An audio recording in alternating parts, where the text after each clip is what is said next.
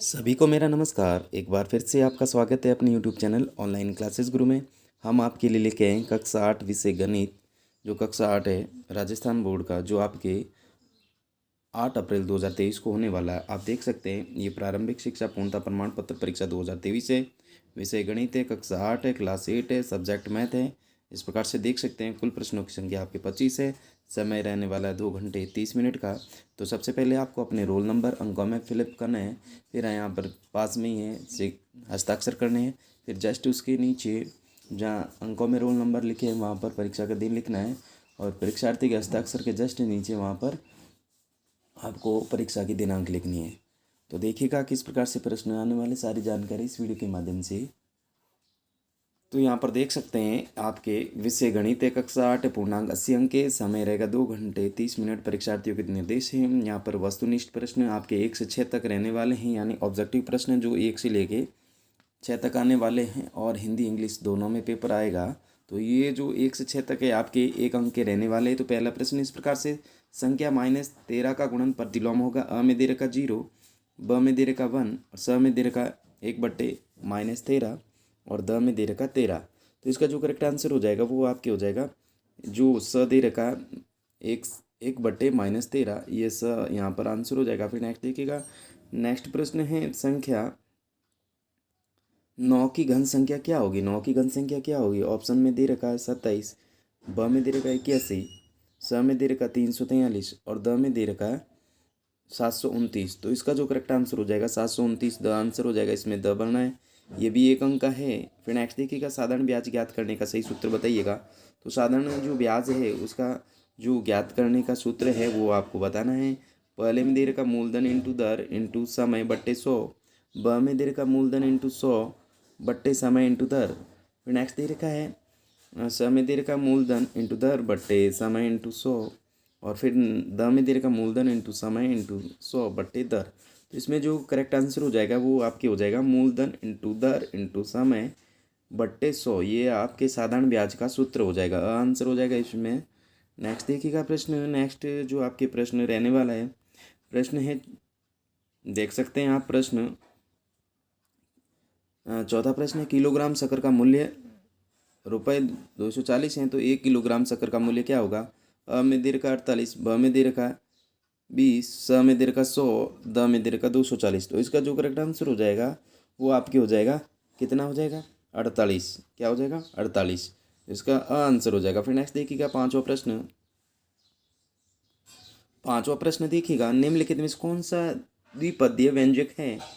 अ में दे रखा 4x², ब में दे रखा 5 - 3xy, स में दे रखा 2x + 3y - 5 और द में दे रखा 5x + 2x। तो इसका जो करेक्ट आंसर हो जाएगा वो आपके हो जाएगा, क्या हो जाएगा, इसमें हो जाएगा ब आंसर हो जाएगा। इसमें 5 - 3xy ब हो जाएगा। फिर नेक्स्ट छठा प्रश्न है, चतुर्भुज के सभी अंतःकोणों के मापों।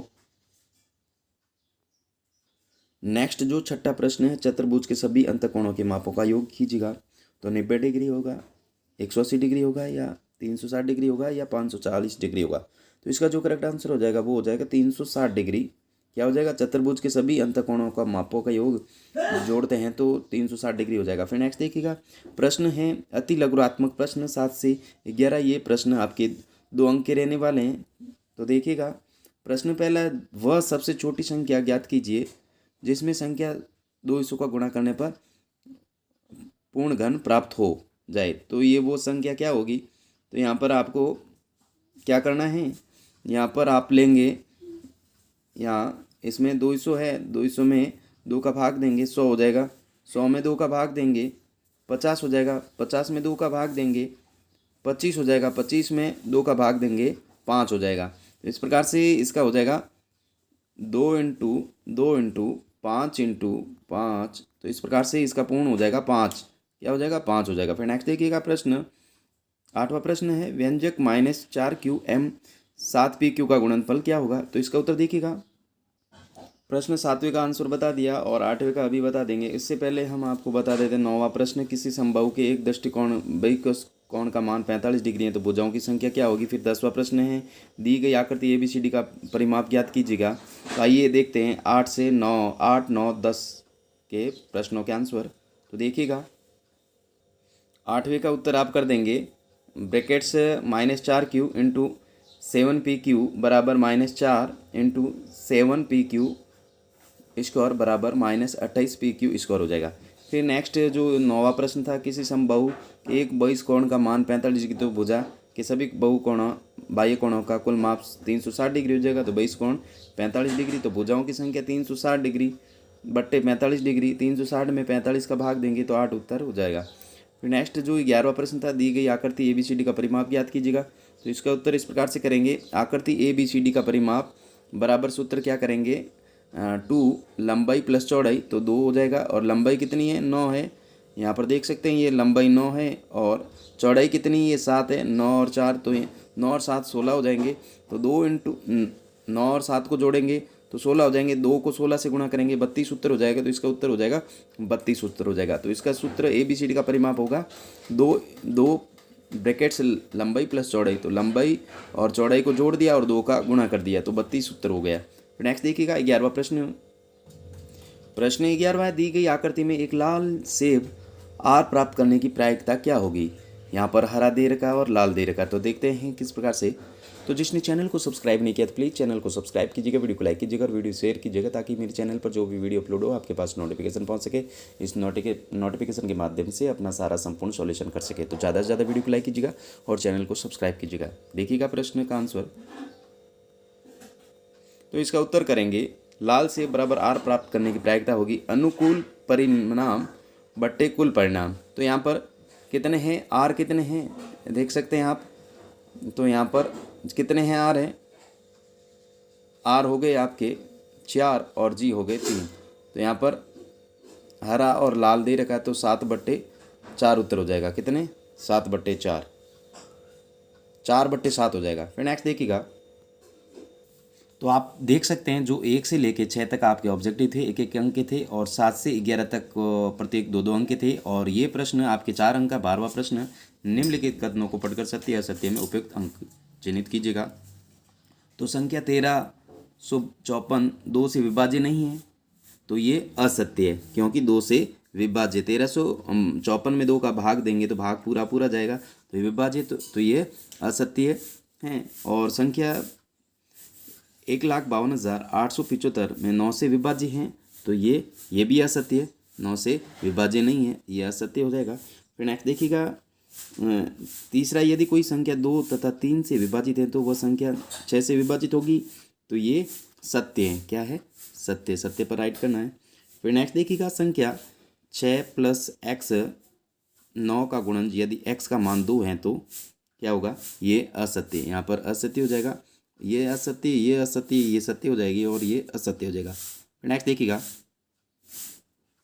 नेक्स्ट प्रश्न है आपके, दिए गए प्रत्येक ठोस के 2 दृश्य दिए गए हैं। प्रत्येक ठोस के संगत ऊपर से दृश्य और पार्श्व दृश्य की पहचान कर नीचे दिए गए रिक्त स्थान पर ऊपर से दृश्य पार्श्व मन से उपयुक्त विकल्प लिखेगा। तो आइए देखते हैं आंसर इसका। तो इस प्रकार से आप चित्र बनाएंगे, उत्तर पार्श्व दृश्य, उत्तर ऊपर से दृश्य और ये हो जाएगा ऊपर से दृश्य और ये पार्श्व दृश्य। इस प्रकार से आपको बनाने, पास से बनाने। फिर नेक्स्ट देखिएगा। तो ज़्यादा से ज़्यादा वीडियो को लाइक कीजिएगा और चैनल को सब्सक्राइब कीजिएगा। नेक्स्ट देखिएगा 12वां हो गया, 13वां हो गया, 14वां प्रश्न देखिएगा। टोटल क्वेश्चन आपके 25 रहने वाले। देख सकते हैं आप किस प्रकार से सारी जानकारी इस वीडियो के माध्यम से ज़्यादा से ज़्यादा टोटल आपके 25 प्रश्न रहने वाले हैं।